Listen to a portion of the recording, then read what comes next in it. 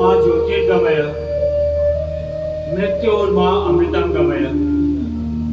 आदरणीय उपस्थित सज्जनों, शांति कुंज हरिद्वार से आए हुए गुरुजन, मातृशक्ति, हमारे युवा साथियों एवं श्रद्धेय अतिथिगण, आज का यह पावन अवसर जहाँ शब्दों में संस्कृति बसती है, जहाँ विचारों में मानवता खींचती है, जहाँ ज्ञान विज्ञान को दिशा देता है, वहीं से प्रारंभ होती है प्रज्ञा पुराण की अमर कथा। आइए सर्वप्रथम हम सब मिलकर माँ गायत्री माता एवं युग ऋषि पंडित श्री राम शर्मा आचार्य के चरणों में अपने श्रद्धा सुमन अर्पित करें। सभी श्रद्धालु जन हाथ जोड़कर मंगलाचरण में मेरे सहभागी बने। ओम भूर्भुवः स्वः तत्सवितुर्वरेण्यं भर्गो देवस्य धीमहि धियो यो नः प्रचोदयात्। आज की यह कथा हमें जीवन में सही मार्ग चुनने के लिए प्रेरित करेगी। यह कथा हमें यह बताएगी कि जब मनुष्य के भीतर प्रज्ञा जागृत होती है तो साधारण जीवन भी असाधारण बन जाता है। तो आइए इस भक्ति की भावधारा, ज्ञान की गंगा धारा, टेक्नोलॉजी की अमर धारा और संस्कारों की अमृत धारा के साथ हम सब मिलकर इस प्रज्ञा पुराण कथा के तीसरे दिन की पावन आयोजन का शुभारंभ करें। आप सभी को मेरा सादर प्रणाम। मैं डॉक्टर संतोष कुमार, कंप्यूटर और एआई विशेषज्ञ। मैं एक शिक्षा के क्षेत्र में पिछले 26 सालों से जुड़ा हुआ हूं और मेरा विषय है कंप्यूटर साइंस और आर्टिफिशियल इंटेलिजेंस। जब हम कंप्यूटर टेक्नोलॉजी की बात करते हैं या आर्टिफिशियल इंटेलिजेंस के बारे में बात करते हैं तो लोगों को यह भ्रांति होती है कि ये सब पश्चिमी सभ्यता से आई हुई चीजें हैं, लेकिन ऐसा नहीं है। जब हम टेक्नोलॉजी की बात करते हैं तो आज से 4000-5000 साल पहले ही ये हमारे देश की देन है।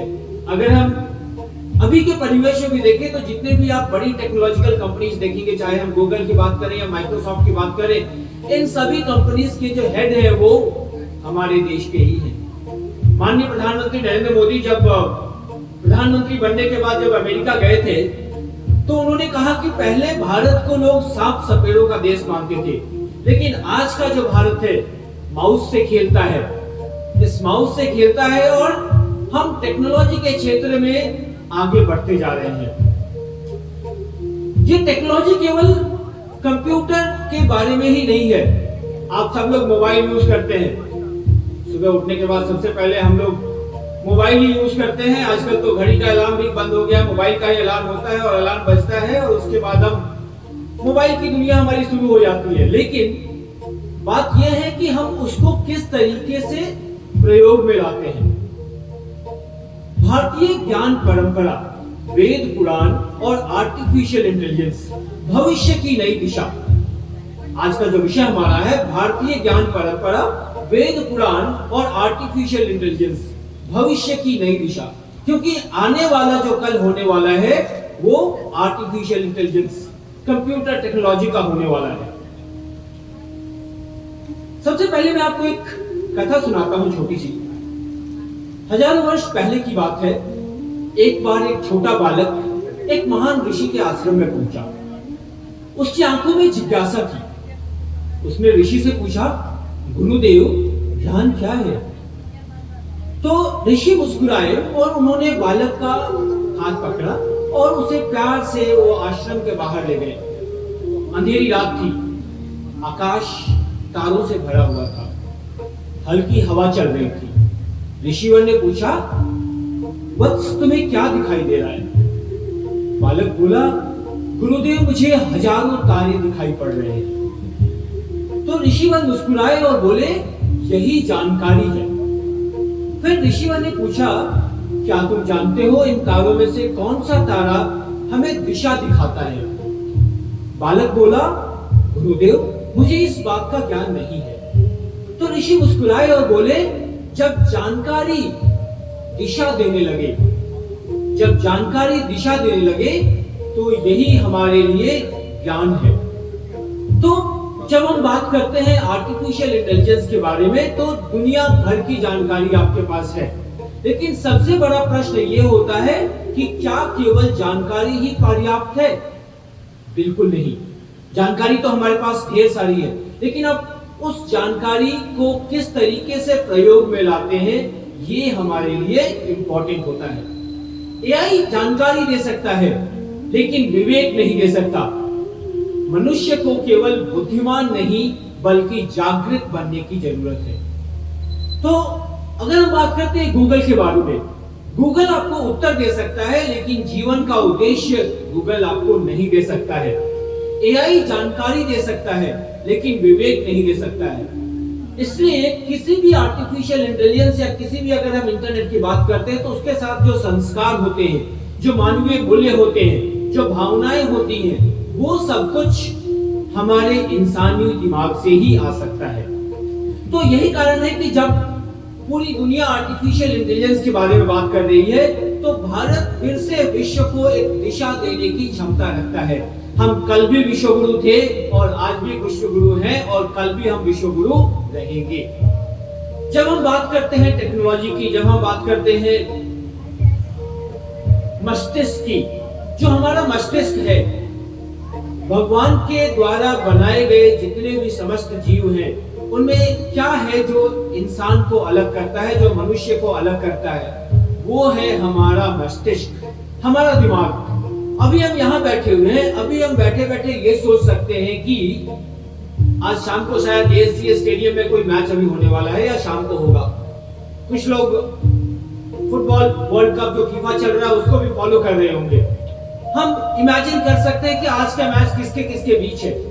तो ये जो हमारा मस्तिष्क है ये सोचने की क्षमता रखता है और इस क्षमता से ही हम कल्पना की उड़ान लेके कहीं भी आ सकते हैं। मैं आप सबसे एक बात पूछना चाहता हूँ, क्या तकनीक बिना संस्कार के सुरक्षित हो सकती है? क्या तकनीक बिना संस्कार के सुरक्षित हो सकती है? प्रश्न है, क्या तकनीक बिना संस्कार के सुरक्षित हो सकती है? और इसी प्रश्न का उत्तर ढूंढने के लिए आज हम सभी यहाँ पे एकत्र हुए हैं। क्योंकि जब हम टेक्नोलॉजी की बात करते हैं, जब हम तकनीक की बात करते हैं तो तकनीक एक दो मुही तलवार की तरह है। अगर इससे हमें फायदा है तो साथ में नुकसान भी है। कुछ पंक्तियां मैं कहना चाहूंगा आप सबके सामने। जब वेदों की वाणी बोल उठे, जब वेदों की वाणी बोल उठे, विज्ञान नया मुस्काता है। भारत का हर प्राचीन चिंतन भविष्य दिशा दिखलाता है। यह भूमि ऋषियों की तपोभूमि, यह ज्ञान अमर भंडार है। हर मंत्र यहाँ विज्ञान छुपाए, हर श्लोक यहाँ अवतार है। चिपों में भी, कंप्यूटर में चिप होते हैं, चिपों में भी चेतन जगे जब गीता का सार मिले। तकनीक तभी वरदान बने जब धर्मों का आधार मिले। मैं आप सभी भक्तजनों से एक प्रश्न पूछना चाहता हूं, क्या हमारे वेद पुराण उपनिषद केवल पूजा पाठ के लिए ही है? क्या ऐसा है? बिल्कुल नहीं। ये जितने भी हमारे वेद पुराण उपनिषद है ज्ञान का भंडार है, अथाह ज्ञान का सागर है। हमारे शास्त्र केवल धार्मिक ग्रंथ होने के साथ साथ मानव सभ्यता का सबसे बड़ा नॉलेज सेंटर है। जब हम बात करते हैं हमारे जितने भी ग्रंथ हैं वो सारे टेक्नोलॉजी या जितने भी ज्ञान है वो सबका एक ही सेंटर है। अगर हम गायत्री मंत्र की बात करें, ओम भूर्भुवः स्वः तत्सवितुर्वरेण्यं भर्गो देवस्य धीमहि धियो यो नः प्रचोदयात्, अर्थात हम उस परम प्रकाशमान ईश्वर का ध्यान करते हैं जो हमारे जीवन में अंधकार और अज्ञान को दूर करके हमारी बुद्धि को सत्य, सदाचार और श्रेष्ठ कर्मों की ओर प्रेरित करते हैं। क्या कहीं भी इस गायत्री मंत्र के मतलब में आपको धन, संपत्ति, शक्ति का आभास मिला कि भगवान हमें धन दे दीजिए ढेर सारा, हमें संपत्ति दीजिए, हमें शक्ति दीजिए? ऐसा बिल्कुल नहीं। हम प्रार्थना कर रहे हैं कि हे परम चेतना, हमारी बुद्धि को प्रकाशित करो। भाई और बहनों, आज पूरी दुनिया आर्टिफिशियल इंटेलिजेंस की बात करती है, लेकिन एआई का सबसे बड़ा प्रश्न यह है कि बुद्धि क्या है, ज्ञान क्या है, निर्णय क्या है और चेतना क्या है। ऋग्वेद का एक श्लोक है, आनो भद्रा कृत्वो यंत विश्वतः, अर्थात सभी दिशाओं से श्रेष्ठ विचार हमारे पास आए। एक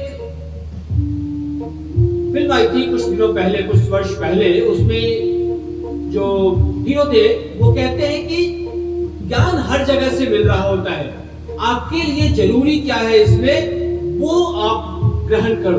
क्योंकि जब हम बात करते हैं, हम इंटरनेट की बात करते हैं, वर्ल्ड वाइड वेब की बात करते हैं ना, तो ढेर सारा ज्ञान है, लेकिन यहाँ पे हमारे लिए जरूरी क्या है कि हमारे लिए इसमें क्या है, हम इससे क्या लें।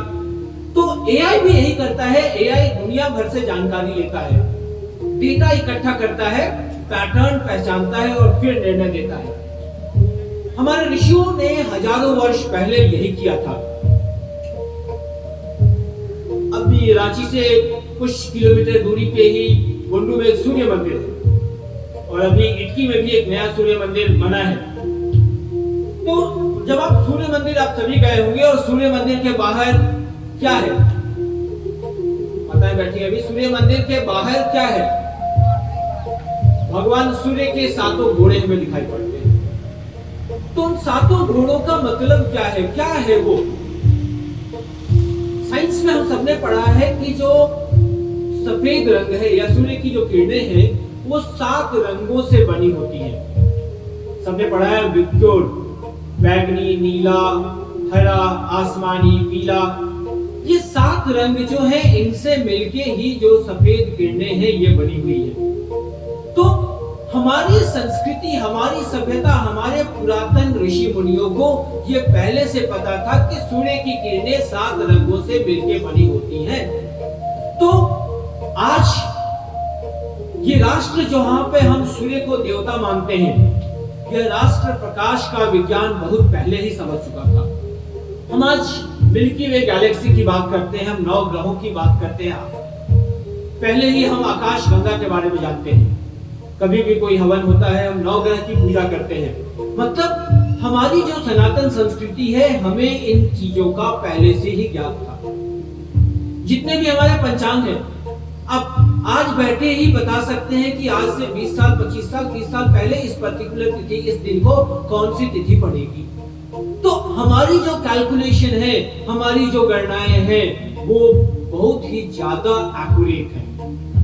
आज हम क्लाउड स्टोरेज की बात करते हैं, डेटा की बात करते हैं, क्लाउड स्टोरेज की बात करते हैं, जहां पे हम कुछ डेटा स्टोर करते हैं। लेकिन हमारे वेद हजारों वर्ष तक बिना लिखे कैसे सुरक्षित रहे? क्योंकि भारत के ऋषियों ने इसे ह्यूमन मेमोरी इंजीनियरिंग विकसित कर ली थी। मतलब स्वर, लय, उच्चारण, अनुक्रम और दोहराव। यह केवल अध्यात्म नहीं है, यह एक एडवांस्ड कॉग्निटिव साइंस था। जब हम आर्टिफिशियल इंटेलिजेंस के बारे में बात करते हैं तो एक प्रश्न आता है हमारे पास कि आर्टिफिशियल इंटेलिजेंस क्या है। जैसा मैंने बताया कि मैं एक कंप्यूटर शिक्षक हूं, तो जब हम बच्चों को शुरू में कंप्यूटर के बारे में बताते हैं तो बच्चों को मैं ये कहता था कि कंप्यूटर, थोड़ा सा मैं इंग्लिश यूज कर रहा हूं, computer is an idiot machine. Idiot machine क्यों कहते हैं? क्योंकि कंप्यूटर के पास सब कुछ था लेकिन एक दिमाग नहीं था। कंप्यूटर के पास सोचने समझने की शक्ति नहीं थी। और जब हम आर्टिफिशियल इंटेलिजेंस के बारे में बात करते हैं तो ये आर्टिफिशियल इंटेलिजेंस और कुछ नहीं है, ये हमने कंप्यूटर को एक दिमाग दिया, एक सोचने की शक्ति दी, उसके अंदर वो भावनाएं जागृत करने की एक क्षमता डेवलप की, जिसे कि हमने आर्टिफिशियल इंटेलिजेंस कहा। तो ये एआई क्या है? डेटा, मेमोरी और डिसीजन। डेटा, मेमोरी और डिसीजन, मतलब डिसीजन लेने की क्षमता, सोचने समझने की क्षमता प्रोवाइड करना। और ये हमारी जो भारतीय ज्ञान परंपरा है, इसके भी 3 आधार हैं। श्रुति, सुनना, स्मृति दैट इज मेमोरी, और विवेक, वो हो गया हमारा डिसीजन लेने की क्षमता।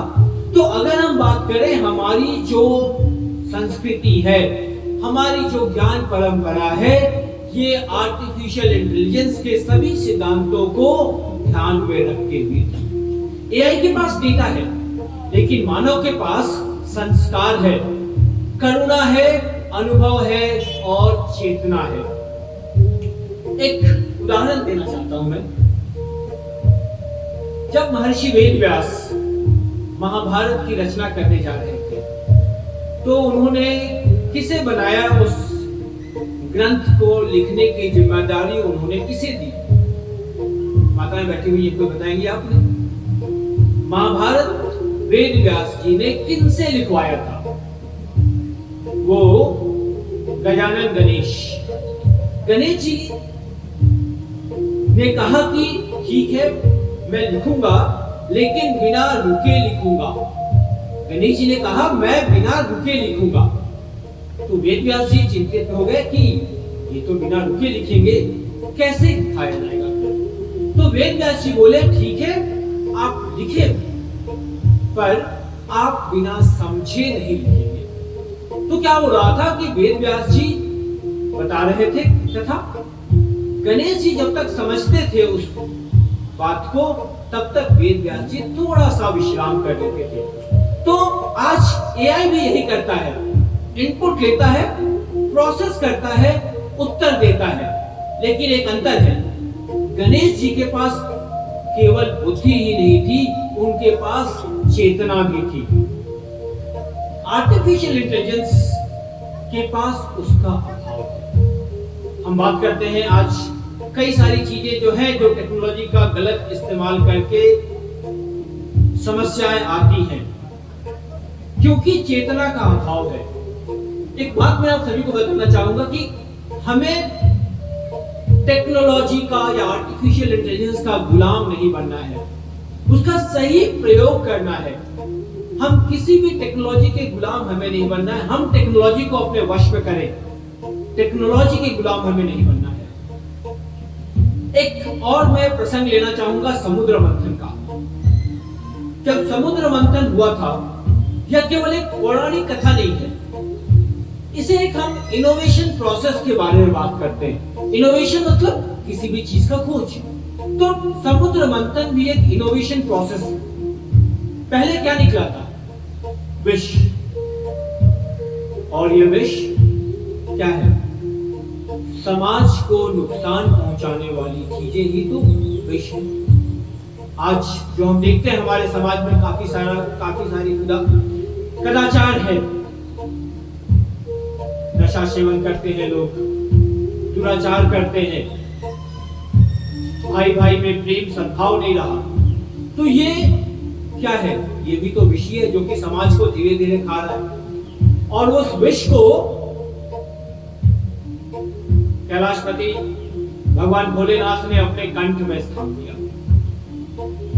ये बताता है कि आज जो हमारे नेतागण हैं, हमारे जो गुरुजन हैं, उन्हें भी उसी तरह से एक अपने आप को समाज के सुधार के लिए, समाज के उत्थान के लिए प्रयासरत रहना चाहिए कि कोई भी बुराई समाज में ना फैले। और अगर ये बुराई है तो उस बुराई को वश में करना, ये हमारा प्रयास होना चाहिए। तो इसके बाद क्या निकला? अमृत। ये अमृत क्या है? अमृत अर्थात समाज का उत्थान, समाज के फायदे की चीजें, समाज में नव जागरण, नव चेतना लाना। तो नई तकनीक में यही करती है। गलत उपयोग अगर आप कर रहे हैं वो विष के समान है, और अगर आप टेक्नोलॉजी का सही उपयोग कर रहे हैं तो यह अमृत है।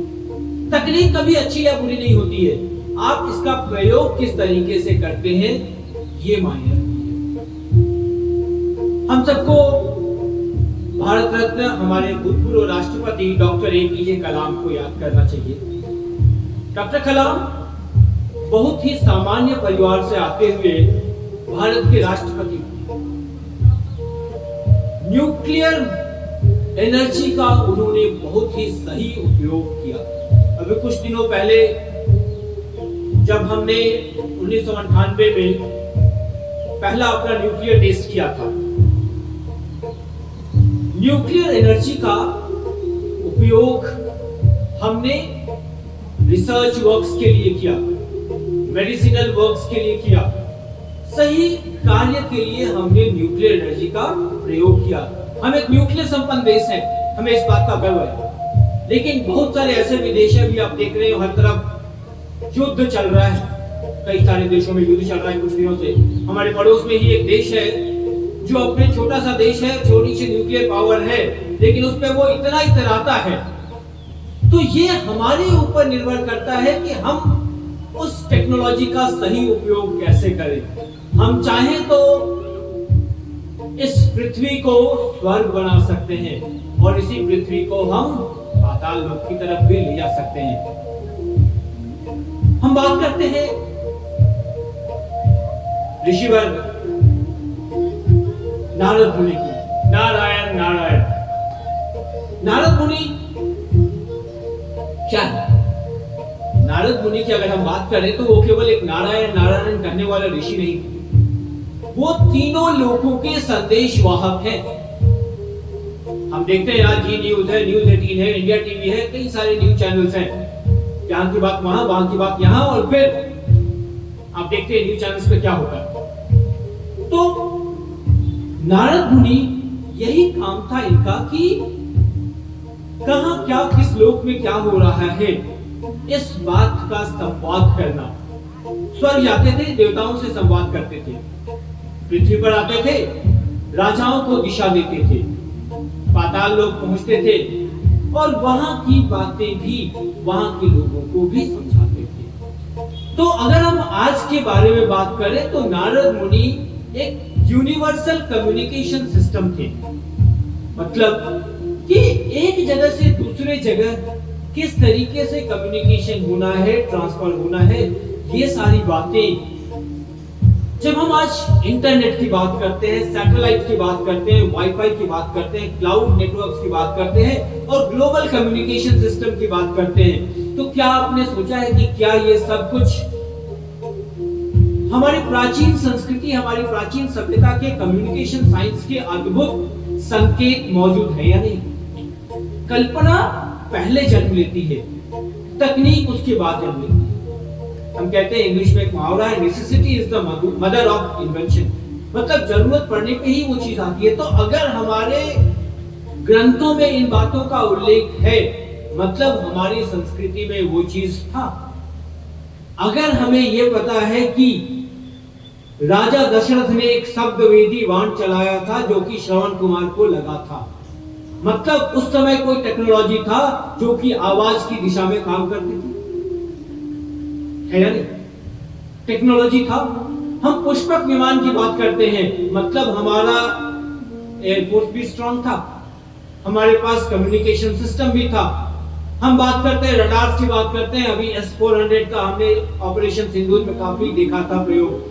तो मतलब हमारी जो नेटवर्क थी, हमारी जो सिक्योरिटी डिफेंस सिस्टम थी, वो उस समय भी मजबूत थी, आज भी मजबूत है।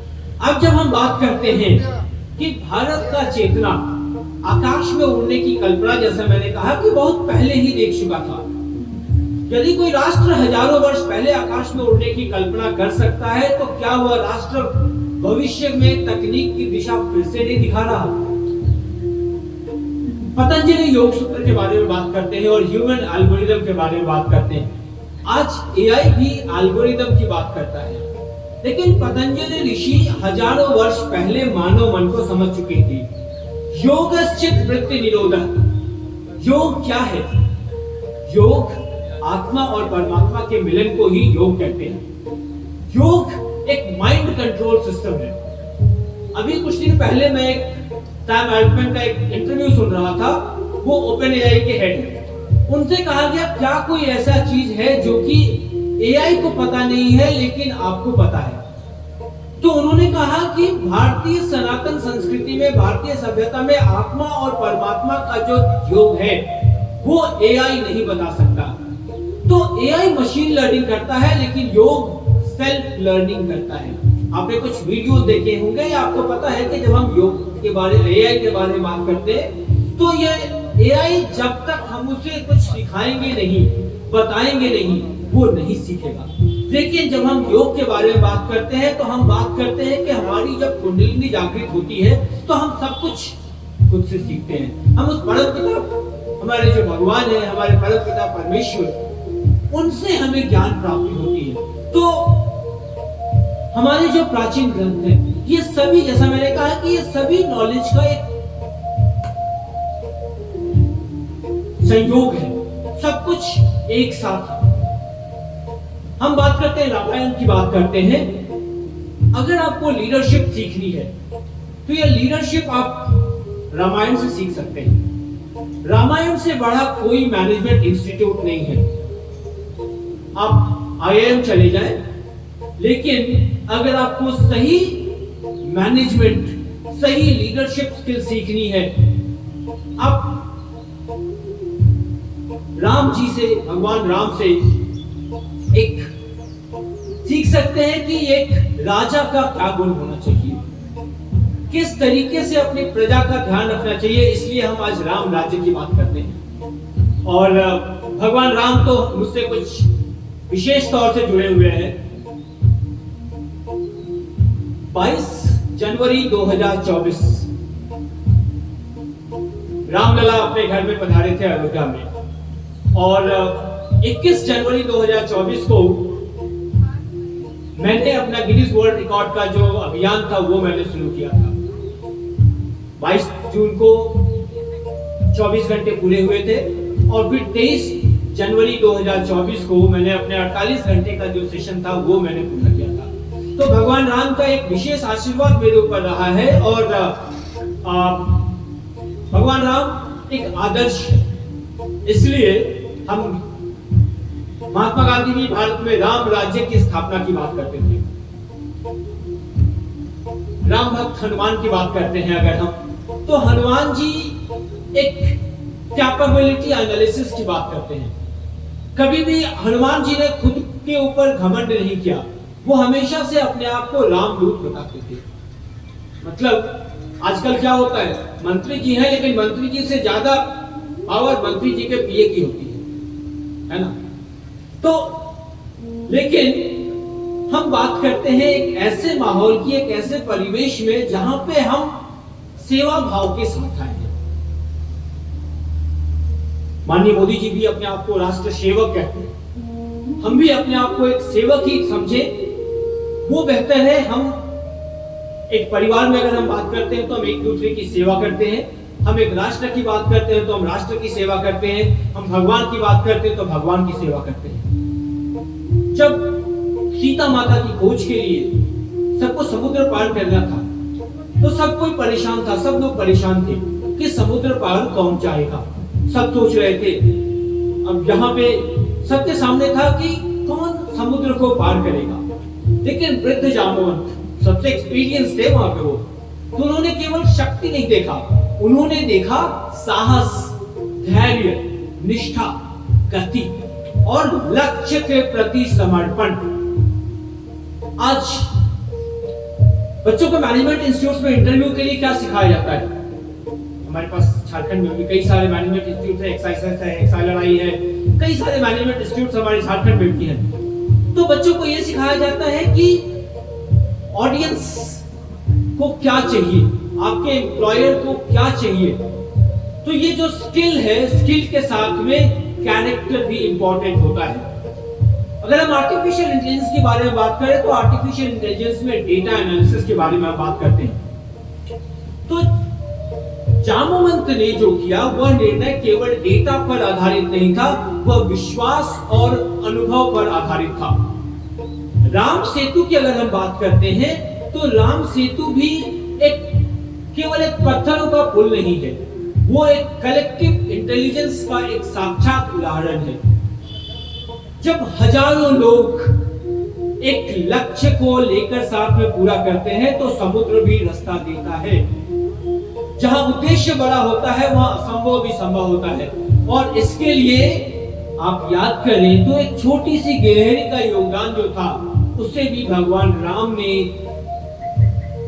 माना था, भगवान राम ने उसे भी एक्नॉलेज किया था। इसलिए किसी भी एम्प्लॉयर की, आप लोग बहुत सारे लोग बिजनेस में होंगे, किसी भी एम्प्लॉयर अगर आपका है या परिवार की बात करते हैं तो किसी भी व्यक्ति के छोटे से छोटे योगदान को भी हमें मानना चाहिए। यही हमारे प्राचीन ग्रंथ सिखाते हैं। हम फिर से बात करते हैं महाभारत की। महाभारत केवल एक युद्ध नहीं था, यह एक मानव मन का विज्ञान है। एक साक्षात उदाहरण मैं देता हूं, संजय की दिव्य दृष्टि। जब हस्तिनापुर में महाभारत का युद्ध चल रहा था, महाराज धृतराष्ट्र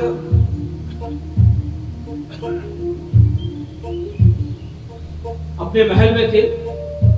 अब माफ कीजिएगा, मैंने थोड़ी सी गलती की। महाभारत का युद्ध कुरुक्षेत्र में चल रहा था और महाराज धृतराष्ट्र हस्तिनापुर में थे। अब संजय को यह जिम्मेदारी दी गई कि आप अपनी दिव्य शक्तियों से युद्ध का वृत्तांत महाराज धृतराष्ट्र को बताएंगे। मैच दुनिया के किसी कोने में हो रहा होता है और हम उसकी लाइव स्ट्रीमिंग देख रहे हैं। चाहे आप अपने टीवी में देखें, आप मोबाइल में देखें, तो क्या होता है कि वहां पे जो संचार तंत्र है, वही संचार तंत्र जो है यहां तक उस चीज को हमें पहुंचा रहा है। तो ये जो लाइव स्ट्रीमिंग के बारे में हम बात करते हैं विगत कुछ वर्षों से, ये तो कई हजार वर्ष पहले ही लाइव स्ट्रीमिंग हमारे यहां था। तो भारत की चेतना हजारों वर्ष पहले ऐसी चीजें थी, ऐसी बातें हमारे सभ्यता, हमारे प्राचीन ग्रंथों में उल्लेख है। तो मैंने जैसा कहा कि दृष्टि केवल आंखों में नहीं होती है, दृष्टि चेतना में भी होती है। अगर आप मन को एकाग्रचित कर ले तो आप कहीं भी जा सकते हैं, कहीं भी पहुंच सकते हैं, कुछ भी आप दर्शन कर सकते हैं। आप चाहें तो यहां बैठे बैठे ही अगर आपको भरोसा है, शक्तियों पे भरोसा है, आप यहां बैठे बैठे ही माता वैष्णो देवी के दर्शन कर सकते हैं। आप कटरा पहुंच सकते हैं, आप साक्षात सीढ़ियों पे चढ़ के आप माता के दर्शन कर सकते हैं। तो बस मन में एक दृढ़ इच्छा, एक शक्ति होनी चाहिए, आप उस चीज का एहसास करेंगे। दूसरी चीज होती है फोकस। गुरुदेव द्रोणाचार्य, उन्होंने एक टेस्ट रखा। कुछ बच्चे भी दिख रहे हैं मुझे, टेस्ट होते हैं अक्सर, अभी गर्मी की छुट्टियां खत्म होंगी, उसके बाद टेस्ट होगा, एग्जाम शुरू होगा। तो उन्होंने एक टेस्ट रखा और वो एक प्रैक्टिकल टेस्ट था। उनके क्लास में बड़े से बड़े धुरंधर थे, ठीक है, धनुर्धर थे। और सबको उन्होंने पूछा कि उन्होंने क्या किया कि एक वृक्ष के ऊपर एक पक्षी रख दिया। सबसे पूछा क्या दिख रहा है? किसी ने कहा कि पेड़ दिख रहे हैं, पत्ते दिख रहे हैं, चिड़िया दिख रही है। और कुछ बच्चे ये थे जो कुछ होते हैं जो अपने टीचर्स को थोड़ा सा ज्यादा ही प्रभावित करने की कोशिश करते हैं। गुरुदेव मुझे तो आप दिखाई पड़ रहे हैं। लेकिन जो क्लास का बेस्ट स्टूडेंट था, कौन था बेस्ट स्टूडेंट क्लास का? अर्जुन। तो अर्जुन ने कहा कि नहीं गुरुदेव, मुझे चिड़िया की आंख दिखाई दे रही है। मतलब उनका जो फोकस था वो सीधा अपने लक्ष्य के ऊपर था। आप लोग ट्राई कर सकते हैं कभी, या बच्चों ने देखा भी होगा। अगर आप एक धूप के समय में एक लेंस लें और उसे आप केंद्रित करें, प्रकाश को केंद्रित करें एक बिंदु पे, तो वो उस कागज में भी आग लगा सकती है। तो अगर हम अपने को केंद्रित करें तो हम कुछ भी ज्ञान पा सकते हैं। तो यही है फोकस्ड इंटेलिजेंस और टारगेट रिकॉग्निशन। हमें हमारे लक्ष्य की जानकारी होनी चाहिए, तभी हम उस एथिकल डिसीजन फ्रेमवर्क का जानकारी दे सकते हैं। एक प्रसंग है गीता में, कर्मण्येवाधिकारस्ते मा फलेषु कदाचन। अर्थात हमें अपने कर्म पर ध्यान देना चाहिए, हमें अपने काम पर ध्यान देना चाहिए, रिजल्ट की नहीं सोचना चाहिए, रिजल्ट नहीं सोचना चाहिए। इसलिए मैं बच्चों को भी कहता हूं कि अगर आप एग्जाम दे के आओ, परीक्षा दे के आओ, उसके बाद पेपर को आप रख दो। अभिभावकों से भी मैं यही कहूंगा, जब बच्चे परीक्षा दे के आए ना, तो कृपया उनका पोस्टमार्टम ना शुरू करें। अच्छा, इस क्वेश्चन का क्या लिखे, तो इसका क्या लिखे, इसका क्या लिखे?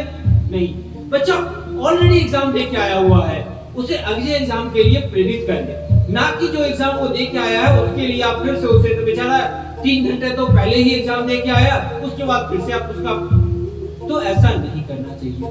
बच्चों को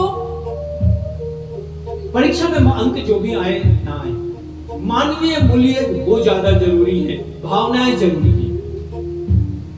क्योंकि सबसे जरूरी बात जो होती है, हम अपने बच्चों को एक आदर्श इंसान बनाएं, एक आदर्श भारतीय इंसान बनाएं, तभी वो सफल होगा। एआई हमें जानकारी दे सकता है, टेक्नोलॉजी हमें जानकारी दे सकता है। मुझे याद है कि जब हम छोटे थे, जब हम बच्चे थे, उस समय ना तो ये गूगल था, ना ये एआई था, तब भी सब कुछ था। हमारे पास डिक्शनरी हुआ करती थी, डिक्शनरी से हम शब्दों के अर्थ चुना करते थे। आज इसका मतलब क्या होता है, एआई बता दो। पहले माताएं और बहनें भी हैं, कटहल की सब्जी कैसे बनेगी, पुदीने की चटनी कैसे बनेगी, कैसे होता था, पीढ़ी दर पीढ़ी वो आता था। आज गूगल से ही हम लोग सर्च करते हैं, है ना? तो हर चीज जो है, अब फिर होता क्या है कि हम क्या करते हैं, ऐसे तो किसी चीज के लिए आप फोन पे पूछ भी सकते थे, अब क्या होगा, व्हाट्सएप पे मैसेज आता है, बस यही है दुनिया। मतलब लोग आज साथ साथ ही बैठे रहे, फिर भी कई सारी चीजें जो होते हैं वो व्हाट्सएप से ही जाती है। तो यहाँ पे क्या हो रहा है कि मानवता जो है कहीं ना कहीं हमारी मशीनों के हम बनते जा रहे हैं। पर हमें याद रखना चाहिए कि ये मशीन बुद्धिमत्ता नहीं ला सकते हैं, मशीनों के पास करुणा नहीं है, मशीनों के पास मां की ममता नहीं है। तो क्या मानवता सुरक्षित रहेगी मशीनों की दुनिया में? नहीं। इसलिए सनातन संस्कृति कहती है कि बुद्धि के साथ धर्म भी आवश्यक है, बिना धर्म के कोई भी कार्य सिद्ध नहीं होगा। रावण महान था, विद्वान था, लेकिन पराजित क्यों हुआ? रावण कोई खलनायक नहीं था, वह एक अत्यंत विद्वान था, महान शिव भक्त था। कहते हैं कि शिव का सबसे बड़ा भक्त रावण था, चारों वेदों का ज्ञाता था, महान शिव भक्त, अद्भुत वैज्ञानिक, महान योद्धा। फिर प्रश्न उठता है, इतना ज्ञानी व्यक्ति पराजित क्यों हुआ? क्योंकि उसके पास ज्ञान तो था, लेकिन विनम्रता नहीं थी, बुद्धि तो थी लेकिन विवेक नहीं थी, शक्ति था लेकिन मर्यादा नहीं थी। इसलिए वो एक हिरण का रूप धारण करके छल से सीता को ले आया। रावण ने स्वर्ण सोने की लंका बनाई, वैभव तो था, तकनीक भी था, समृद्धि भी था, लेकिन भाइयों और बहनों, सोने की लंका भी उस मनुष्य को नहीं बचा सकी जिसके भीतर अहंकार चल रहा था। आर्टिफिशियल इंटेलिजेंस, आज की दुनिया में आर्टिफिशियल इंटेलिजेंस के बारे में हम बहुत बातें करते हैं।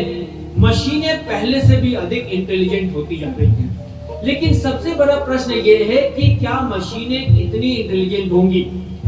मशीन को चलाने वाला मनुष्य कितना संस्कारी होगा?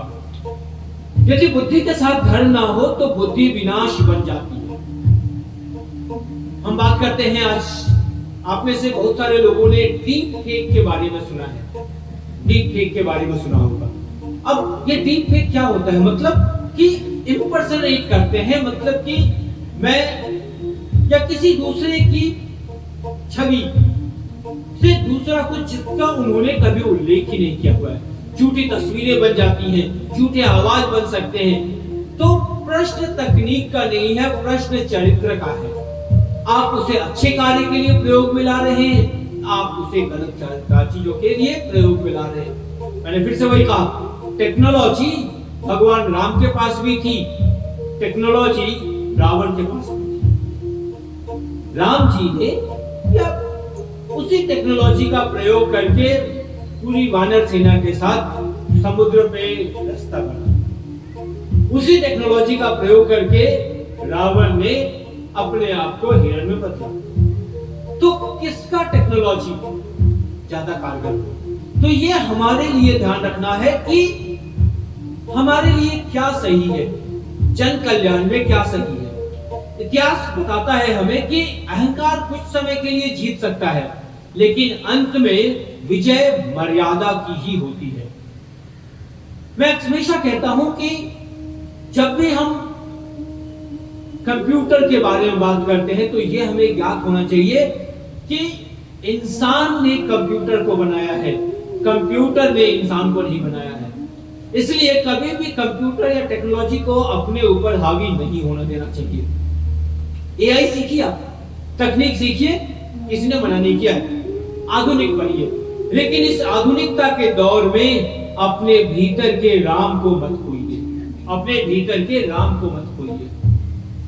ये देश हमारा वही है जहां हर नर में हम राम और हर नारी में सीता को देखते हैं। जिस दिन ये भाव हमारे अंदर आ जाएगा, हमारे बच्चों के बीच आ जाएगा, जब हम हर व्यक्ति को, हर मनुष्य को एक मनुष्य की तरह देखेंगे, सब में हम भगवान को देखेंगे, तभी हमारी संस्कृति, हमारी सभ्यता एक सही दिशा में जाएगी। आज हमारा देश जो है सबसे बड़ा युवा शक्ति वाला देश है, और सबसे बड़ी चिंता भी यही युवा ही है हमारा।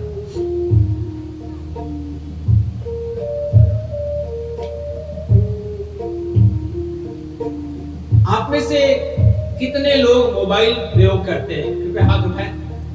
आप में से कितने लोग मोबाइल प्रयोग करते हैं? सब लोग करते हैं, बहुत बढ़िया। मोबाइल आपका सेवक है या आप मोबाइल के सेवक हैं? मोबाइल आपका सेवक है या आप मोबाइल के सेवक हैं? हम क्या करते हैं? हमारी जो दिन की शुरुआत होती है वो मोबाइल से ही होती है। सुबह उठ के हम ये नहीं करते हैं कि भगवान का भजन लगा ले मोबाइल पे। व्हाट्सएप पे कितने नोटिफिकेशन आए हैं, इंस्टा पे रात भर के कितने नोटिफिकेशन हैं, कितने मैसेज हैं। हमारी शुरुआत ऐसी होती है ना? सब कोई नहीं करता है। इसलिए मैंने कहा कि हमें एक मोबाइल के ऊपर डिपेंडेंसी या टेक्नोलॉजी के ऊपर जो हम डिपेंड करते हैं, ये एक सीमित समय के लिए करना चाहिए, क्योंकि आप तकनीक का उपयोग करेंगे और तकनीक का सही उपयोग करेंगे तो तकनीक आपका साथ देगा। किस प्रकार हम सही दिशा में उस तकनीक का उपयोग करें, हम उसका उपयोग करना चाहिए, उसका उपभोग नहीं करना चाहिए। आर्टिफिशियल इंटेलिजेंस के बारे में जब हम बात करते हैं ना, तो आर्टिफिशियल इंटेलिजेंस से आप किसी भी चीज की कल्पना कर सकते हैं। आर्टिफिशियल इंटेलिजेंस को आप जैसा सिखाएंगे, एक छोटा बच्चा होता है, जब हम उसे कुछ सिखाते हैं, उसे ज्ञान देते हैं, तो उस ज्ञान को वो समझता है। बच्चा जैसे जैसे बड़ा होता है वो अपने माता पिता को दिखता है, वो संस्कार अपने घर से सीखता है। हम कहते हैं कि जो माता पिता होते हैं वो बच्चे के पहले गुरु होते हैं। तो बच्चा जो सीखेगा वही तो देखेगा, माफ कीजिएगा, बच्चा जो देखेगा वही तो सीखेगा। क्योंकि बच्चे को जो हम कहते हैं मदर टंग, मातृभाषा, तो मातृभाषा बच्चा स्कूल में जाके नहीं सीखता है, बच्चा वो मातृभाषा घर में ही सीखता है। बेटा माँ बोलो, बेटा पापा बोलो। बच्चा देखता है कि अच्छा एक दूसरे से हम किस तरीके से बात कर रहे होते हैं, उसी तरीके से वो सभी चीजों को सीखता है और उसका उपयोग करता है।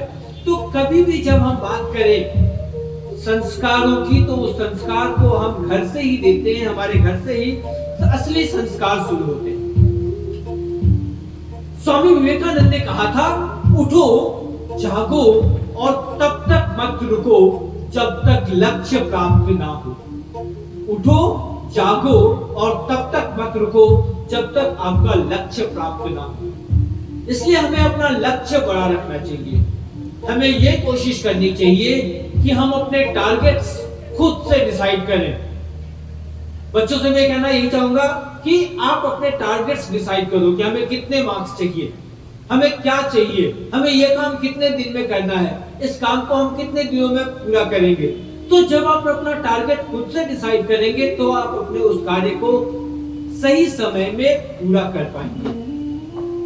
युवाओं के लिए कुछ 5 सूत्र मैं बताना चाहूंगा जो कि एआई से रिलेटेड है।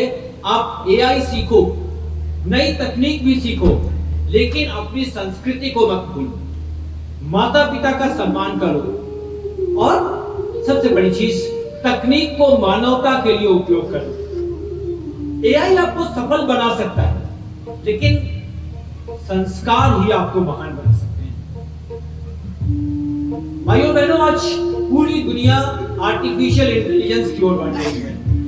हर देश नई नई तकनीक बनाना चाहता है, हर देश भविष्य पर अधिकार चाहता है। लेकिन मैं आपसे एक प्रश्न पूछना चाहता हूं, भविष्य का नेतृत्व कौन करेगा? वह जिसके पास टेक्नोलॉजी है, या वह जिसके पास टेक्नोलॉजी और वैल्यूज हैं, टेक्नोलॉजी और मूल्य है, भावनाएं हैं। तकनीक शक्ति तो दे सकता है, लेकिन दिशा केवल संस्कृति देती है।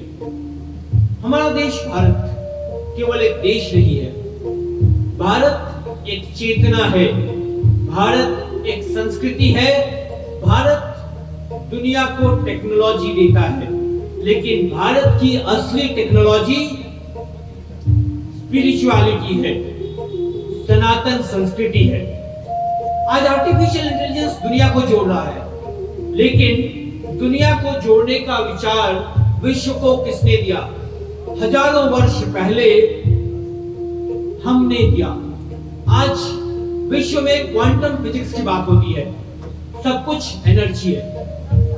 उपनिषद हजारों वर्ष पहले ही कह चुके हैं, सर्वम खलिदम ब्रह्म, अर्थात यह संपूर्ण संसार एक ही चेतना का विस्तार है। कठोपनिषद में एक प्रसंग आता है जब नचिकेता, एक छोटा बालक, वह सत्य को जानने की जिज्ञासा में यमराज तक पहुंच जाता है। तो अगर आपके पास दृढ़ इच्छा है तो आप दुनिया को बदल सकते हैं। एआई आएगा, रोबोट्स आएंगे, ऑटोमेशन आएंगे, लेकिन आप तकनीक का सही प्रयोग करेंगे तभी आप उस चीज को सही प्रयोग कर सकते हैं। तकनीक का उपयोग करना चाहिए हमें, लेकिन चेतना को हम नहीं खोएंगे। हमारी संस्कृति में नमस्ते भी विज्ञान है, योग भी विज्ञान है और ध्यान भी विज्ञान है। इसलिए मैं ये बात कहना चाहूंगा कि जैसा स्वामी विवेकानंद ने भी कहा था कि भारत की सबसे बड़ी शक्ति क्या है? भारत की आत्मा, उसकी आध्यात्मिकता ही है। इसलिए मैं कहूंगा कि आप एआई सीखो, कोडिंग सीखो, लेकिन साथ के साथ में आप मानवीय मूल्यों को सीखो। एआई का युग चाहे दुनिया बदल देगा, लेकिन भारत की आत्मा के बाद सनातन का ज्ञान रहेगा। सर्वे भवन्तु सुखिनः, सर्वे सन्तु निरामया, सर्वे भद्राणि पश्यन्तु, मा कश्चित् दुःखभाग् भवेत्। आइए हम सब मिलकर एक ऐसा भारत बनाएं जहां टेक्नोलॉजी भी हो, ट्रेडिशन भी हो, इंटेलिजेंस भी हो, विजडम भी हो, एआई भी हो और आत्मा की चेतना भी हो। आशा है मेरी बातें आप सबको पसंद आई होंगी और एआई का थोड़ा ज्ञान और भारतीय संस्कृति का थोड़ा ज्ञान है। थोड़ा सा हम भारत माता की ज्ञान करते हैं भी। मेरे साथ जोर से बोलेंगे, भारत माता की, भारत माता की, भारत माता की, वंदे वंदे, जय श्री राम, जय माता गायत्री, जय श्री।